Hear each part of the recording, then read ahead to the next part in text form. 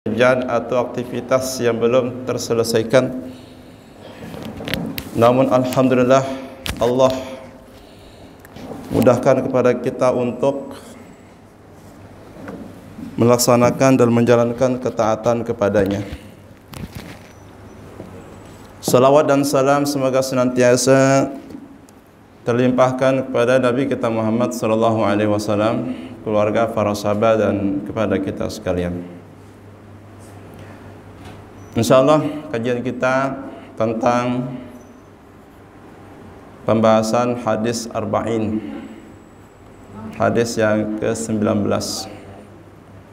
Hadis arba'in, hadis yang ke-19. An Abi Al-Abbas Abdullah bin Abbas radhiyallahu anhuma qala,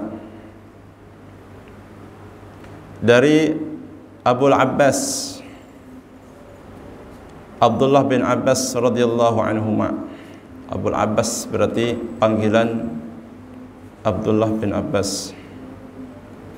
Dia berkata, kuntu khalfan Nabi sallallahu alaihi wasallam yauman faqala, aku pernah berada di belakang Nabi sallallahu alaihi wasallam pada suatu hari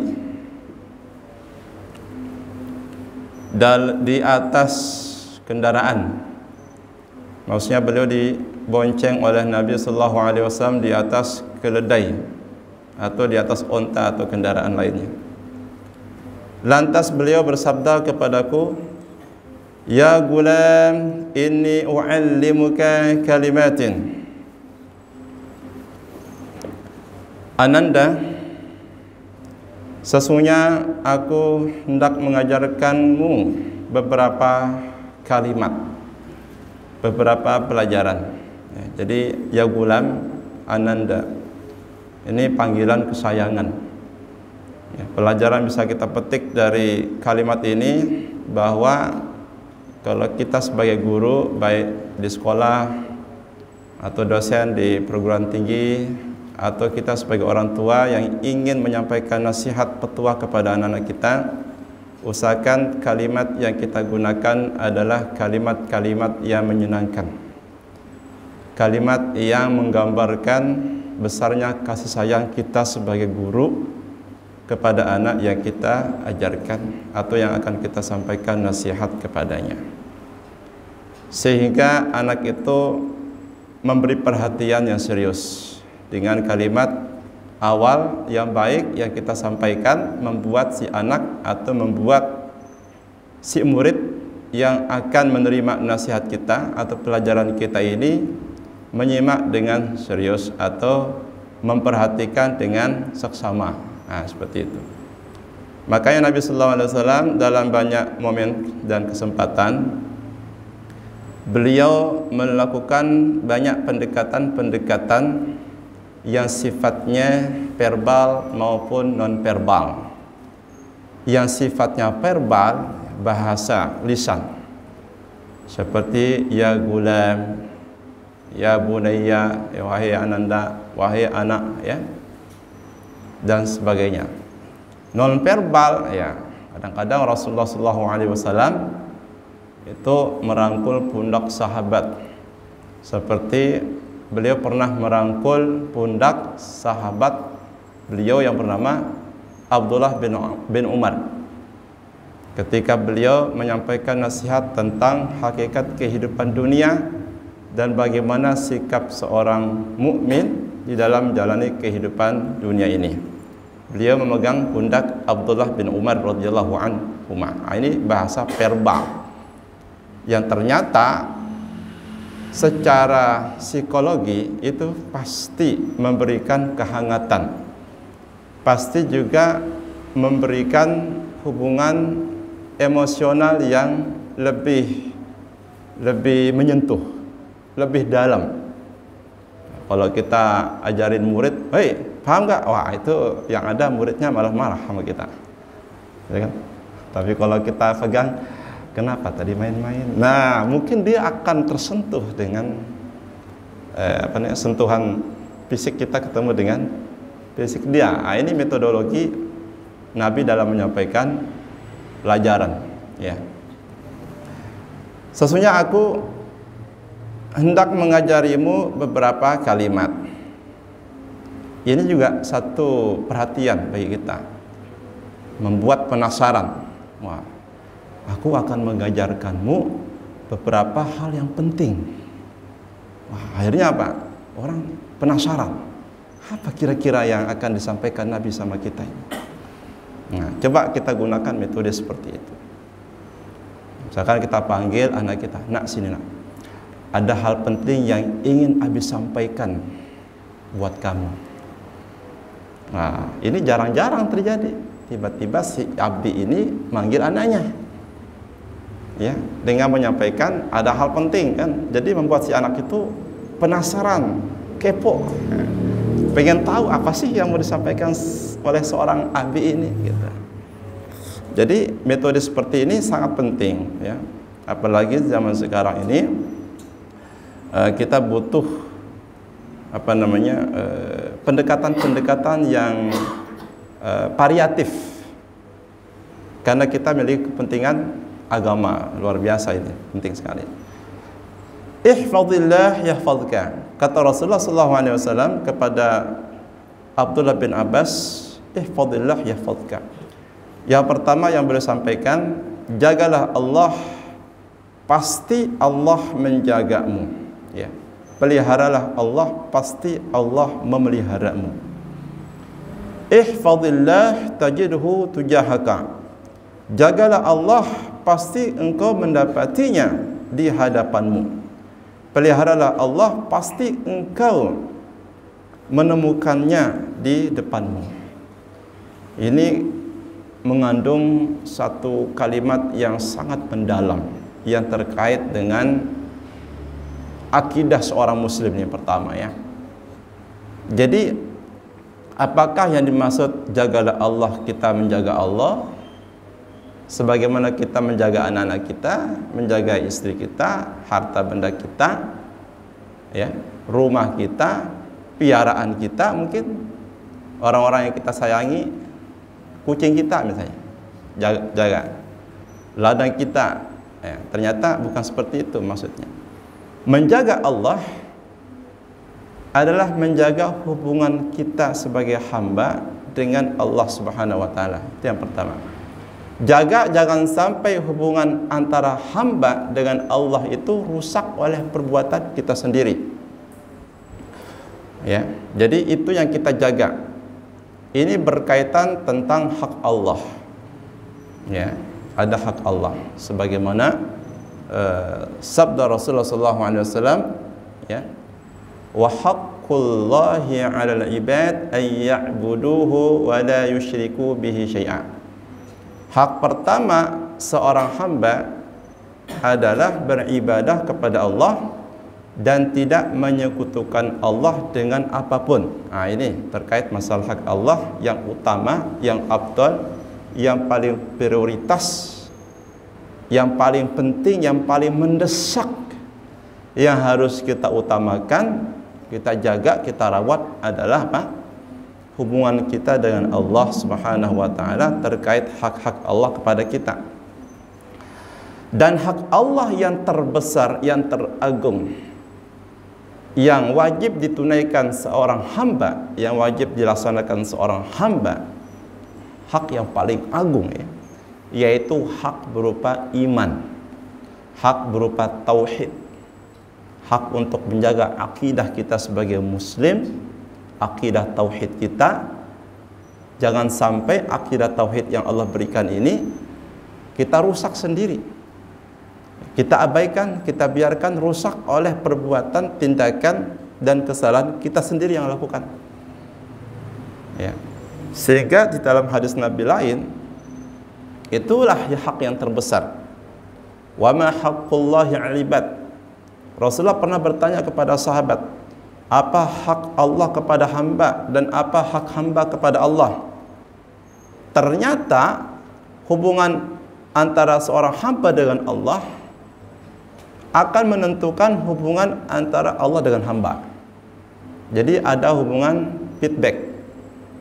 Bagaimana sikap kita kepada Allah bagaimana perilaku kita kepada Allah, demikian pula Allah akan memperlakukan hambanya kepada kita.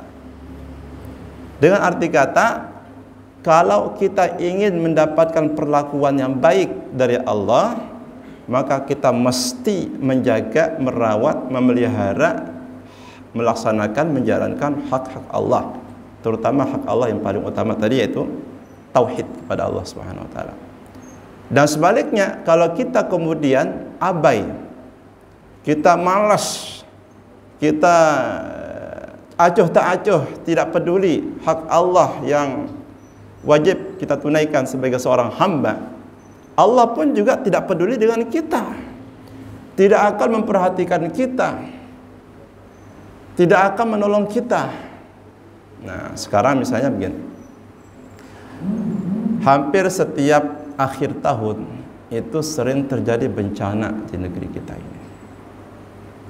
Beberapa hari yang lalu ya, mungkin 3 hari, 4 hari sampai sekarang masih gunung apa? Gunung Semeru. Di tanggal yang sama di tahun lalu, tahun 2021, tanggal 4 Desember, terjadinya pada pagi hari atau kalau salah. Ini kan juga sama, tanggal 4 Desember ya, tahun 2022. Setiap akhir tahun selalu bencana. Mungkin apakah itu kebetulan? Ini akidahnya orang apa ya? Orang yang mengatakan manusia itu keturunan monyet. Apakah mau akidah kita mau sama dengan mereka? Atau kita akan mengatakan, itu kan biasalah, alamiah.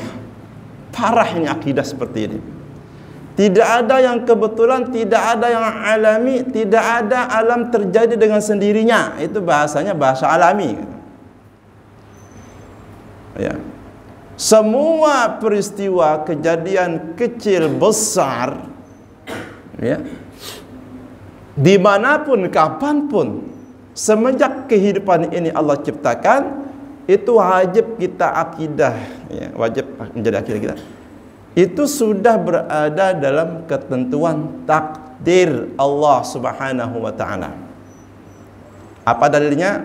Dalilnya adalah hadis Bukhari, di mana Rasulullah sallallahu alaihi wasallam menyatakan, "Innallaha kataba maqadira al-khalaiq qabla an yakhluqa as-samawati wal arda bi 50,000 amin." Sesungguhnya Allah itu telah menuliskan takdir-takdir seluruh makhluknya 50.000 tahun sebelum Allah menciptakan langit dan bumi. Jauh sebelum kita ada, bahkan jauh sebelum langit dan bumi itu ada.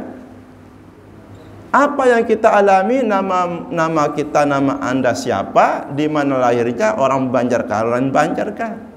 Apakah mati saat dilahirkan atau selamat saat dilahirkan, di mana kerja? Itu semua sudah tertulis, sudah dalam ketentuan pengetahuan ilmu Allah Subhanahu wa taala. Gunung Semeru sudah dalam ketentuan Allah Subhanahu. Jadi tidak ada yang kebetulan. Tidak ada juga yang terjadi dengan sendirinya. Ini akidah seorang muslim harus kita jadikan pedoman. Ya. Sehingga mindset ini harus kita luruskan. Tidak ada lagi seorang muslim mengatakan, itu terjadi secara alami lah, berjalanlah. Nggak ada. Pasti ada sebab, ada akibat. Ada sebabnya. Kenapa musibah itu terjadi? Jelas Al-Quranul Karim, jelas hadis-hadis Nabi yang sangat banyak, dan jelas berdasarkan Al-Quran dan hadis, terjadilah kesepakatan para ulama bahwa salah satu penyebab utama terjadinya berbagai bencana di berbagai tempat di bumi ini disebabkan oleh maksiat manusia kepada Allah Subhanahu wa taala. Itu sudah tidak bisa dipungkiri. Walaupun kita sendiri ya mengatakan itu alami, enggak, itu maksiat. Itu sebab utamanya maksiat. Maka tentunya ya, kalau kita sudah memahami seperti itu, lantas apa yang harus kita lakukan? Ya. Apa kita terus membiarkan kejadian tersebut menimpa sementara di satu sisi kita menikmati dosa, menikmati maksiat, acuh tak acuh dengan segala keadaan dan situasi yang sedang terjadi? Ini manusia yang tidak berakal. Sedangkan dalam Al-Quran itu, orang atau manusia itu disebut cerdas. Itu disebutkan dalam surah Ali Imran. Siapa mereka? Inna fi khalqis samawati wal ardi wa ikhtilafil laili wan nahari la ayatin li ulil albab alladzina yadhkuruna Allaha qiyaman wa qu'udan wa 'ala junubihim wa yatafakkaruna fi khalqis samawati wal ardi. Jelas sekali. Sesungguhnya pada penciptaan langit dan bumi, silih bergantinya siang dan malam, terdapat tanda-tanda kebesaran, kekuasaan, keagungan Allah bagi orang-orang yang memiliki akal yang cerdas. Ulil albab itu apa namanya? Akalnya yang sudah sangat mendalam sekali. Memiliki basirah yang begitu mendalam. Ya. Jadi orang sekarang mengukur kecerdasan itu kalau berprestasi. Ya kan? Ini perguruan tinggi terbaik diukur berdasarkan hasil survei karena mendapatkan apa namanya? AA itu kan? Apa? Predikat A lah gitu, apa namanya itu? Ban PT ya. Badan apa namanya? Ban PT ya. Badan akreditasi nasional perguruan tinggi ya. A, B telah meluluskan sarjana apa. Kata ahli pendidikan, tolak ukur sebuah lembaga pendidikan baik SMP, SD, SMA, perguruan tinggi, baik termasuk di rumah tangga, itu tolak ukur keberhasilan sebuah pendidikan bukan dilihat dari mahalnya pendidikan tersebut. Sekarang rame-rame sekarang, ayo ke UI karena di sana menghasilkan dokter penyakit dalam, dokter jantung, dokter hati, dokter apa lagi? Mahal ya, 1 miliar 1 semester. Ya, orang apa namanya rame-rame ya, berlomba-lomba mau ke sana. Ya, kenapa? Karena masyarakat sudah termindset. Nah, seperti itulah ukuran lembaga pendidikan terbaik. Ya, padahal Al-Quran 1500 tahun yang lalu telah memberikan standarisasi manusia itu dikatakan cerdas ketika dia alladzina yadhkuruna Allaha qiyaman wa qu'udan wa 'ala junubihim wa yatafakkaruna fi khalqis samawati wal ardh. Manusia yang cerdas, lembaga pendidikan yang terbaik yang menghasilkan para lulusan terbaik bukanlah mereka yang bisa bekerja atau menciptakan pekerjaan lapangan, tapi mereka yang senantiasa berzikir kepada Allah Subhanahu wa taala di saat berdiri, di saat duduk, di saat berbaring, dan senantiasa memikirkan tentang kekuasaan Allah yang tersirat ini di balik ciptaan langit dan bumi dan segala peristiwa yang terjadi di antara keduanya. Itulah orang yang cerdas. Sehingga apa? Tadabbur alam itu yang benar adalah tadabbur alam ketika menambah iman, menambah kesadaran kita akan kekuasaan Allah, itu sukses. Tapi kalau ada dokter periksa penyakit, itu sebenarnya kekuasaan Allah tampak jelas pada saat dokter itu memeriksa anatomi tubuh manusia, susunan tubuh manusia, ya. Akan tetapi kalau tidak disikapi dengan iman yang mendiagnosa atau yang membedah tubuh manusia itu hanyalah secara fisik, tidak melibatkan iman, itu nggak menambah iman sama sekali. Ya. Tapi untuk menambah kecerdasan iman itu kita butuh memikirkan kekuasaan Allah termasuk segala peristiwa yang terjadi ini. Maka itu yang pertama, kita jaga tauhid kita, ya. Oleh karena itulah dalam Al-Qur'anul Karim kalau kita ingin melihat perintah pertama dalam ayat itu perintah untuk bertauhid, perintah untuk beribadah. Kalau kita buka Al-Quran dari awal sampai seterusnya, maka kita akan menemukan perintah pertama itu ada dalam Al-Baqarah ayat 21. Ya ayuhan nasu ubudu rabbakum alladzi khalaqakum. Wahai manusia, sembahlah Rabb yang telah menciptakan kamu dan menciptakan orang-orang sebelum kamu. Ini menunjukkan apa? Ini menunjukkan bahwa perintah kepada tauhid, perintah Allah kepada manusia untuk senantiasa bertauhid, beriman, berakidah yang lurus adalah perkara yang sangat besar. Bahkan dalam ayat selanjutnya Allah menyebutkan perkara yang bertentangan dengan tauhid tersebut. Yaitu apa? Wa in kuntum fi raibin mimma nazzalna ala 'abdina fa'tu bi suratin min mithli wad'u syuhada'akum min dunillahi in kuntum shadiqin. Kemudian apa? Fa illam taf'alu wa lan taf'alu fattaqun nar allati u'iddat lil kafirin. Ya, tentang apa namanya? Andada, ya, yaitu sekutu-sekutu. Dan inilah dosa manusia yang terbesar. Ya, penyebab terjadinya berbagai bencana, kemaksiatan, dan kemaksiatan yang terbesar itu adalah ketika manusia menyembah kepada selain Allah. Ketika manusia memohon pertolongan kepada makhluk selain Allah. Maksudnya kepada makhluk, bukan kepada Allah, pencipta makhluk tersebut. Ketika manusia mempersembahkan sesuatu yang bernilai kepada alam, kepada makhluk-makhluk yang mereka yakin makhluk tersebut kalau diberikan suatu bentuk persembahan bisa menahan bala, ataupun kalau tidak diberikan suatu bentuk persembahan akan menurunkan bencana alam ataupun musibah. Na'udzubillah, ini adalah akidah yang sudah sangat rusak. Ya, kalau ibarat komputer mesti diinstal ulang, diformat, diinstal lagi programnya. Nah, akidah seperti ini perlu diformat, dihapus. Tidak main-main ini masalah perkara ini. Ya. Makanya dalam agama Islam itu segala pintu, segala celah yang bisa mengarah kepada kesyirikan itu wajib ditutup serapat-rapatnya. Di antaranya apa? Di antaranya adalah sikap gulu atau sikap fanatik kepada orang soleh.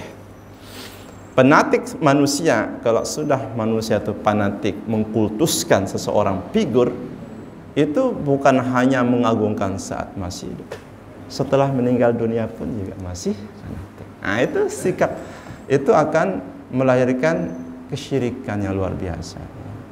Tapi memang tidak ada satupun yang mengajak kepada tauhid dan juga melarang dari kesyirikan kecuali dia akan dimusuhi. Akan dimusuhi pasti. Apakah kita merasa hina dimusuhi? Ya enggak. Ada manusia terbaik yang dimusuhi di dunia ini 1500 tahun yang lalu, yaitu Rasul sallallahu alaihi wasallam. Bahkan beliau dikatakan majnun, ya, dikatakan kahin, dikatakan sahir, dikatakan syair, ya, macam-macam lah tuduhan dan sambutan masyarakat beliau, masyarakat Mekah. Bahkan keluarga beliau sendiri yang menyambut beliau sebagai orang gila, tukang sihir, tukang penyair, tukang dusta dan sebagainya. Nah, manusia terbaik. Nah, kalau kita yang seperti itu ya nggak ada apa-apanya lah. Sudah mendahului kita oleh manusia yang terbaik. Nah, jadi ini adalah sunnatullah. Maka kita mesti jaga. Lalu bukan cuma akidah yang kita jaga, semua perintah agama harus kita jaga. Karena agama ini ada dua, ada perintah, ada larangan. Perintah terbesar manusia adalah perintah untuk beribadah kepada Allah Subhanahu wa taala. Dan beribadah kepada Allah, beramal saleh kepada Allah itu tidak akan bermakna, tidak akan berarti dan pasti sia-sia kecuali kalau memenuhi dua syarat. Yang pertama, iman. Mesti dilandasi amal soleh, ibadah itu dengan iman kepada Allah. Kalau dia bukan orang beriman, mau dia bersosial tinggi, mau nyumbang 10 triliun, ya, orang nomor kaya nomor 1 dunia namanya siapa, penemu Microsoft, ya, Microsoft, Bill Gates. Nah, dia menyumbang 40% dari total kekayaan pribadinya untuk kemanusiaan. Beriman nggak? Dia beriman nggak? Belum kan? Mudah-mudahan beriman kan? Mudah-mudahan beriman. Itu sia-sia. Ya, sia-sia. Bagaimana kalau dia beriman? Allah berikan dia hidayah masuk Islam. Apakah kegiatan amal manusia dia itu, manusia nggak usah pakai sebut amal, istilah amal ya, akan bermakna, bernilai, berbuah pahala kalau dia kembali kepada Islam. Sebagaimana dosa itu juga akan terhapus saat manusia itu mendapatkan Islam atau berikrar kalimat syahadat. Demikian pula dengan amalnya. Itulah keistimewaan agama Islam yang tidak akan kita temukan di agama manapun di dunia ini. Jadi kalau orang masuk Islam nih, sudah berbagai macam dosa yang dilakukan, dan dosa terbesar manusia itu syirik. Ya, mungkin si fulan ini sebelum ikrar syahadat, ya dia yang pasti yang namanya non muslim itu menyembah kepada selain Allah, menyembah makhluk, ya, menganggap Allah itu punya anak, gitu, lalu disembahnya selama bertahun-tahun. Allah berikan hidayah, maka saat itu seluruh dosa masalahnya terhapus. Amal baiknya gimana? Dia pernah beramal baik, akan berbuah pahala. Hebatnya agama Islam. Ya. Makanya Rasulullah SAW mengatakan, khiyarukum fil jahiliyah idza faqahu. Orang terbaik di masa kamu di masa Islam adalah orang yang terbaik di masa jahiliyah apabila mereka paham, berilmu. Umar bin Khattab di masa jahiliyah adalah tokoh yang sangat disegani. Umar bin Khattab, selain daripada Abul Hakam, Abu Lahab, Abu Jahal, ya, Abu lainnya, yang sekarang banyak orang dipanggil dengan panggilan Abu, ya, Abu, ya. Tetapi di masa Islam, Umar tetap menjadi yang terbaik. Kenapa? Memang sudah aslinya terbaik. Emas itu meskipun dalam perut bumi tetaplah bernilai emas. Meskipun di dalam tumpukan, mohon maaf, kotoran, tetap emas adalah emas, tidak akan berubah oleh keadaan lingkungan sekitar. Sama seperti Nabi kita SAW, meskipun hidup di tengah budaya jahiliyah yang sedemikian rupa, di mana seluruh manusia pada saat itu meyakini sesuatu selain Allah, mencampur baurkan antara ibadah mereka kepada Allah dengan ibadah mereka kepada berhala-berhala mereka. Tapi tetap Muhammad adalah Muhammad SAW. Al-Amin adalah Al-Amin, enggak berubah dengan kondisi masyarakatnya. Nah sekarang, karena akidah yang rapuh, iman yang tipis, setipis triplek, atau plywood mungkin, atau setipis duit kertas, orang dengan mudah, dengan gampang menjual, menukar imannya dengan sedikit dunia. Makanya Rasulullah SAW menyebutkan, ya, di akhir zaman nanti itu yusbih rajulun mu'minan wa yumsi kafiran wa yumsi mu'minan wa yusbih kafiran.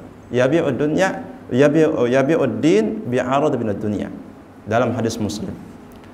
Suatu zaman nanti akan tiba satu masa di mana orang di pagi hari beriman, di sore harinya sudah kufur, atau di sore harinya beriman, pagi harinya sudah kufur. Dia menjual agamanya dengan sedikit nilai dunia ini. Jadi artinya apa? Dunia ini tidak berharga sama sekali. Sama sekali nggak berharga. Kapan dia tidak berharga? Dunia itu tidak berharga ketika dihabiskan untuk kebutuhan syahwat. Nggak berharga sama sekali. Beli rumah banyak, beli komplek, beli itulah. Beli mobil 100. Satu mobil harganya 10 miliar. Beli stadion sepak bola, bikin klub, bikin apa itu. Pokoknya beli ini beli itulah, borong, ya kan? Beli tanah banyak. Tapi dunia itu akan berharga kapan? Ketika dunia itu dijadikan sebagai batu loncatan untuk mengejar kehidupan akhirat. Badan kita ini sama seperti badan orang lain, tapi lantaran kita diberi iman sama Allah, inilah yang membuat kita itu bernilai di hadapan Allah. Itu yang membuat kemudian bernilai di hadapan Allah. Sama seperti barang lah. Jam ini dengan jam sebelah sama. Tapi kalau dikasih brilian 1 butir saja, langsung berbeda harganya, ya kan? Kasih brilian 1 butir aja, apa yang membuat harganya jauh berbeda antara sumur dengan langit? Brilian yang ada di situ. Apa yang membuat manusia itu mulia di hadapan Allah? Taqwa. Inna akramakum indallahi atqakum. Kalian itu akan lebih mulia kalau dengan takwa itu. Jadi Allah itu, kata Nabi SAW, innallaha la yanzuru ila suwarikum wala ila amwalikum ila ajsamikum walakin Allah yanzuru ila qulubikum wa a'malikum. Allah itu tidak melihat rupamu, hartamu, badanmu yang ganteng, yang cantik, itu enggak ada artinya. Ganteng, cantik, sekarang pakai glowing ya. Produk glowing di mana-mana sekarang ini. Membanjiri pasar kita. Termasuk masyarakat sekarang ke-Koreaan. Ke-Koreaan. Korea. Ke-Koreaan lah gitu. Ya kan? Yang perempuan terutama ini. Ya, macam-macam lah itu. Seperti itu semua enggak bernilai. Terus terang dalam agama Islam itu enggak bernilai, sama dengan fisik manusia lainnya yang enggak beribadat. Yang membuat mereka itu berharga itu iman dan amal soleh, itu aja sih. Kalau bukan karena itu, mau dia katakanlah Ronaldo, mau dia Bill Gates, sama aja. Kita ini lebih berharga. Cuman kita tidak menghargai iman kita, itu aja sih sebenarnya. Allah memberikan sesuatu yang tersembunyi, tetapi itu tidak nampak karena kita tidak menghargainya. Coba lihat Bilal bin Rabah itu Bilal.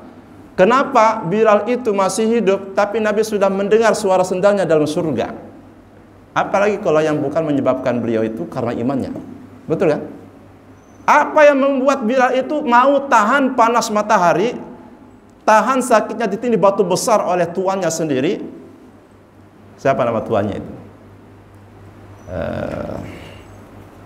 Siapa nama tuannya? Lupa nama tuannya itu ya. Karena akidah tauhidnya. Ahad dia sebutkan.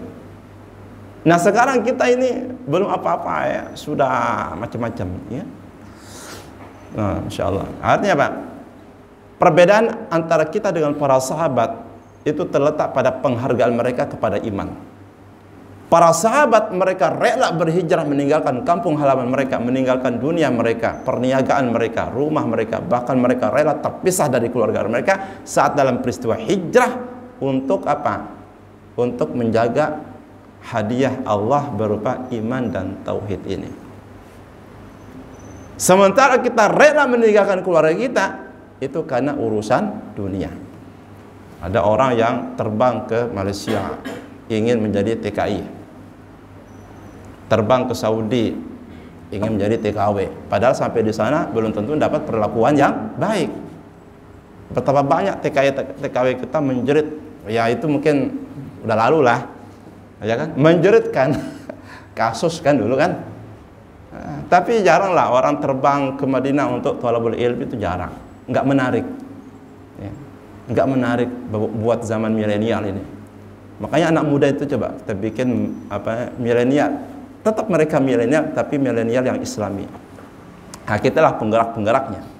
Gimana caranya kita menggerakkan anak-anak muda itu? Kenapa? Karena begini, umat ini tidak akan maju berprestasi sebagaimana para pendahulu mereka kecuali dengan menempuh cara yang sama sebagaimana yang pernah ditempuh oleh generasi terbaik umat ini. Dan itu pengakuan Imam Malik atau ulama-ulama lainnya. La yasluh amru hadhil ummah illa bima salah bihi awwaluhum. Tidak akan tegak baik urusan umat ini kecuali dengan cara melakukan sebagaimana generasi terdahulu mereka. Apa di antaranya? Meluruskan akidah ini. Karena apa? Akar dari seluruh permasalahan ini adalah akidah. Baik akidahnya, insya Allah baik seluruhnya ya. Coba kita lihat 13 tahun Rasulullah itu menanamkan akidah di kota Mekah. Enggak ada ayat turun berkenaan dengan zakat, berkenaan dengan puasa, berkenaan dengan ibadah haji, apalagi jauh setelah itu baru turun itu. Larangan-larangan belum ada. Larangan minum khamar itu jauh setelah hijrah Rasulullah di kota Madinah, baru khamar itu dilarang. Sahabat sudah masuk Islam, ada yang 2 tahun, 3 tahun, ada yang 10 tahun masih khamar, sampai di kota Madinah masih minum khamar. Iya. Artinya ini adalah proses, butuh proses untuk kemudian membawa umat ini menjadi umat terbaik, khair ummah. Ya sekarang kita ini realitanya belum menjadi khair ummah, realitanya ya seperti itu. Sekarang saja antara satu ustadz dengan ustadz yang lainnya saling panas-panasan, ya kan? Kalau kita lihat di media sosial ada saling ejek, ada yang menyambetin Wahabi, ada. Jadi kan aduh ya Allah, gitu kan. Sedih juga kita. Di zaman Rasulullah, para sahabat itu disatukan sama Nabi, diberikan tugas yang sama. Muaz bin Jabal, kau pergi ke Yaman, ajaklah kepada tauhid itu yang pertama. Jadi Muaz bin Jabal itu diutus sama Rasulullah ke Yaman. Ya. Dan Rasulullah menyampaikan pesan, hendaknya ya seruan pertama yang engkau ajak adalah seruan kepada la ilaha illallah wa iqamus shalah dan seterusnya. Jadi Nabi sallallahu alaihi wasallam itu ya menugaskan para sahabat itu untuk melebarkan sayap-sayap agama Islam. Itu kepentingan mereka di dunia ini. Jadi itulah perbedaan antara kita dan generasi terbaik umat ini, di mana mereka menghargai iman Islam itu dengan perjuangan darah, perjuangan harta, perjuangan seumur hidup. Nah, sementara kita berjuang untuk mendapatkan dunia dengan perjuangan darah, perjuangan keluarga, perjuangan seumur hidup. Ujung-ujungnya mati juga. Iya kan? Makanya Rasulullah mengatakan, "Idza mata ibnu Adam inqata anhu 'amaluhu illa min thalathin." Manusia itu kalau sudah meninggal dunia semua terputus, tidak ada lagi yang bisa bermanfaat untuk dia di alam barzakh kecuali 3.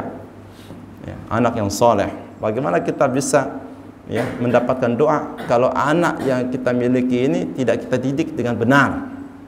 Kita biarkan dia bergaul dengan pergaulan bebas, ya terserah, ntar kamu dewasa dengan sendirinya. Wah ini enggak. Nanti dari kiamat orang tua itu akan ditanya. Ya, orang tua yang diberikan fasilitas sudah kau gunakan untuk apa? Sudahkah kau berikan hak anakmu? Hak mendapatkan agama, hak untuk mendapatkan ibadah, hak untuk mengenal Allah, hak untuk mentaati orang tuanya. Kan banyak orang tua yang kemudian tidak peduli dengan masalah ini. Yang penting bisa melahirkan, yang penting bisa kasih makan. Udah. Kalau seperti itu, mohon maaf, kata Buya Hamka.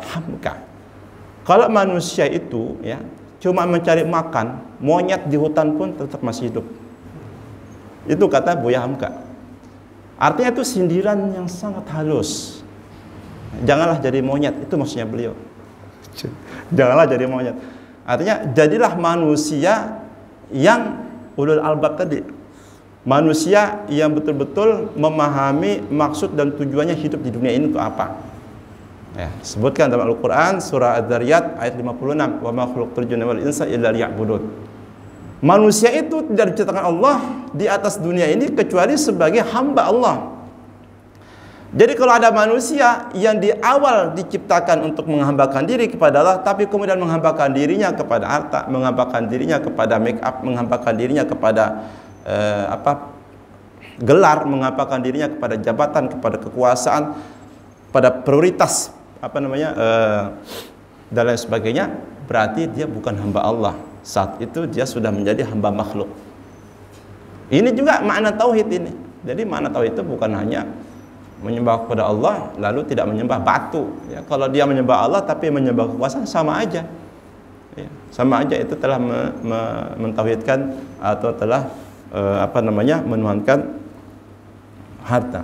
Sehingga Rasulullah SWT mengatakan, "Afara'aita man ittakhadha ilahahu hawah?"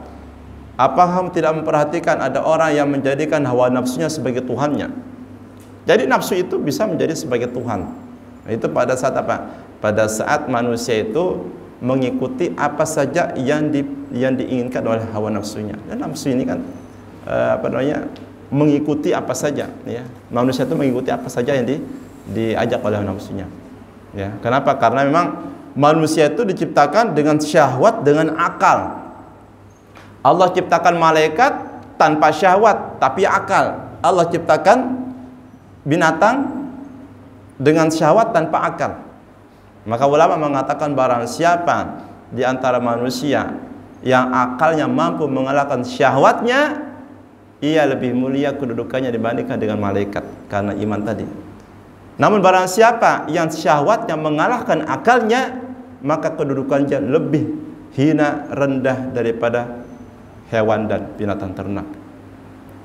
Kenapa? Karena memang Allah ciptakan manusia itu dengan akal untuk menguji sejauh mana akal itu ditempatkan. Karena akal ini mesti disyukuri.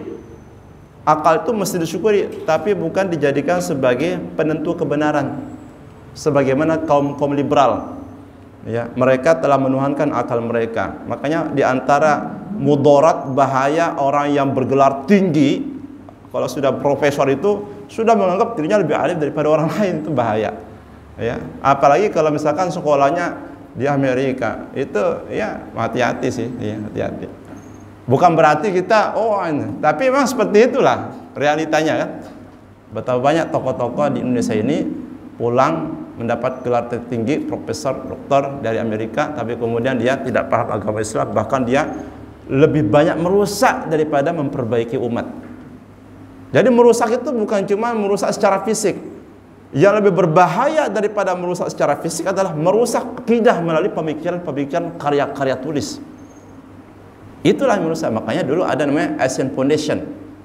Asian Foundation ini adalah sebuah yayasan Asia yang untuk membackup atau untuk mendukung baik secara material maupun secara moral siapa saja yang mampu menghasilkan karya di bidang filsafat untuk menanamkan akidah-akidah yang rusak kepada umat masyarakat. Sehingga kalau di UIN itu ya, yang jurusannya usuluddin, ya itu mereka udah biasa lah. Mereka pertama pakai akal dulu nih, memahami syariat itu pakai logika dulu. Nah, kalau kita kan iman dulu kan, ya. Walaupun tidak mutlak, ya, walaupun tidak mutlak, iman itu, ya, akal itu juga mesti dijadikan sebagai media untuk memahami ayat. Makanya apa? Syarat taklif atau syarat seseorang itu sah dibebani hukum Islam, hukum wajib, hukum makruh, hukum haram, hukum mubah. Syaratnya diantaranya adalah berakal sehat. Dan berakal sehat ini sudah menjadi hal yang lumrah berlaku dalam hal apapun. Ya, coba kalau kita melamar pekerjaan, pasti diantaranya berakal sehat. Nah, kalau bergila nggak mungkin diterima oleh perusahaan. Yang ada malah lebih banyak merusak. Ya. Melakukan perjalanan berakal sehat. Tiba-tiba dalam pesawat dia gila ngamuk-ngamuk kan bahaya gitu. Apalagi dalam agama Islam, akal sehat. Nah, maksudnya seperti itu. Jadi menggunakan akal itu untuk mendukung memahami ayat-ayat Allah Subhanahu wa taala, bukan kemudian untuk mempertuhankan akal sehingga yang lahir adalah mengkritisi ketentuan agama Allah Subhanahu wa taala. Jadi kembali kepada ini, memelihara Allah itu ya melaksanakan semua syariat Allah. Ya, perintahnya dilaksanakan, larangan dijauhi, ya. Perintah yang paling utama perintah bertauhid, larangan yang paling utama adalah larangan daripada perbuatan syirik. Kemudian melaksanakan salat, zakat, puasa, haji dan sebagainya. Yang itu yang disebut dengan perintah-perintah wajib. Ada perintah yang sifatnya sunnah. Perintah yang sifatnya sunnah yaitu salat qabliyah, ba'diyah. Ada yang kemudian umrah, ada yang kemudian baca Al-Qur'an, ada yang kemudian silaturahim, memberikan makan, sholat malam dan sebagainya, sangat banyak sekali. Ada larangan yang sifatnya wajib ditinggalkan, ya, larangan daripada kesyirikan, larangan daripada mencuri, berzina, minum khamr, memutuskan hubungan silaturahim. Ada larangan yang sifatnya makruh, larangan makan bawang mentah, bawang merah mentah atau bawang apa saja, karena bisa menimbulkan gangguan kepada orang lain. Termasuk lebih parah lagi, mohon maaf ya, merokok. Nah, ini merokok ini ya karena sudah lumrah, akhirnya orang nggak berani gitu. Cuman berani di tulisan saja. Tapi di tulisan pun sudah tidak berpengaruh sama sekali ya. Tidak pengaruh karena memang sudah pecandu ya. Jamaah Allah muliakan. Nah, jadi pembahasan ini sebenarnya masih panjang ya. Lalu kata Rasul, idza sa'alta fas'alillah, kalau engkau minta maka mintalah hanya kepada Allah. Jadi ini akidah, kita coba belajar untuk menanamkan prinsip-prinsip pokok-pokok akidah ini sejak dini kepada anak-anak kita. Jadi kalau mintanya kepada Allah. Ya, kalau minta pertolongan hanya kepada Allah. Kalau engkau ingin ditolong Allah, maka tolonglah agama Allah. Nah, itu mana hadis ini ya. Kalau engkau ingin dipelihara Allah, dilindungi Allah, dijaga sama Allah dunia akhirat, selalu ditolong sama Allah dimanapun kapanpun ya, dalam kondisi apapun, maka jagalah Allah, pelihara Allah, jangan engkau lalaikan agama Allah Subhanahu wa taala. Nah, itu sehingga Allah pun juga akan menolongmu saat engkau membutuhkan pertolongan. Tapi kalau tidak, maka Allah akan membiarkan kita ya menyerahkan urusan-urusan kita kepada diri kita sendiri. Mudah-mudahan ada manfaatnya. Hadanallahu wa iyyakum ajma'in. Allahu a'lam bis-shawab. Wa sallallahu ala sayyidina wa maulana Muhammad wa ala alihi wa sahbihi ajma'in. Subhanakallahumma wa bihamdika asyhadu an la ilaha illa anta astaghfiruka wa atubu ilaika. Wassalamualaikum warahmatullahi wabarakatuh.